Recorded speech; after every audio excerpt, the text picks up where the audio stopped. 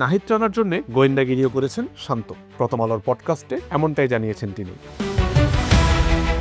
বাংলাদেশ ক্রিকেটে নাজমুল হোসেন শান্তকে সাধারণত মূল্যায়ন করা হয় তার ব্যাটিং, অধিনায়কত্ব কিংবা মাঠের সিদ্ধান্তের জন্য। তবে একজন দলনেতা হিসেবে তার আরেকটা দিক সামনে এসেছে প্রথম আলোর সাম্প্রতিক পডকাস্টে, যেখানে আলোচনায় উঠে এসেছে তরুণ পেসার নাহিদ রানাকে ঘিরে তার বিশেষ যত্নের গল্প। রাজশাহী ক্রিকেট অঙ্গনে অনেক আগে থেকেই নাহিদ রানাকে চিনতেন শান্ত। চাঁপাইনবাবগঞ্জের ছেলে নাহিদ রানা ক্রিকেট ক্যারিয়ার করার জন্য রাজশাহীতে আসেন। ক্রাইমন রাজশাহী ক্রিকেট একাডেমিতে নিজের পেস আর পরিশ্রম দিয়ে নজর কাড়েন তিনি। জাতীয় দলে আসার বহু আগেই তার সম্ভাবনা সম্পর্কে ধারণা ছিল বাংলাদেশের টেস্ট অধিনায়কের, আর সেই কারণেই নাহিদের ট্যাপ টেনিস খেলার অভ্যাস নিয়ে চিন্তিত ছিলেন তিনি। পডকাস্টে শান্ত জানিয়েছেন, নাহিদ যেন ট্যাপ টেনিস না খেলেন সেজন্য তিনি নিয়মিত খোঁজ খবর রাখতেন। এমনকি কয়েকজনকে দায়িত্বও দিয়েছিলেন নাহিদ ট্যাপ টেনিস খেলছে কিনা তা জানার জন্য।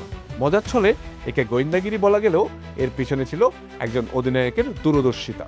কারণ ক্রিকেট বল আর ট্যাপ টেনিস বলের বোলিং অ্যাকশন, গ্রিপ ও রিলিজের মধ্যে পার্থক্য রয়েছে। বাংলাদেশের সবচেয়ে গতিময় পেসারদের একজনকে ঝুঁকির মধ্যে ফেলতে চাননি শান্ত। নাহিদকে নিয়ে কথা বলতে গিয়ে শান্ত তাকে স্পেশাল প্লেয়ার বলেও উল্লেখ করেছেন। তার বিশ্বাস, বাংলাদেশ পেস বোলিংয়ের ভবিষ্যৎ বদলে দেওয়ার সামর্থ্য রয়েছে এই তরুণের। দুজনের মধ্যে আরেকটি মিলও রয়েছে। দুইজনই উঠে এসেছেন রাজশাহীর ক্রিকেট কাঠামো থেকে। একজন আজ জাতীয় দলের অধিনায়ক, অন্যজন দেশের দ্রুততম পেসারদের একজন।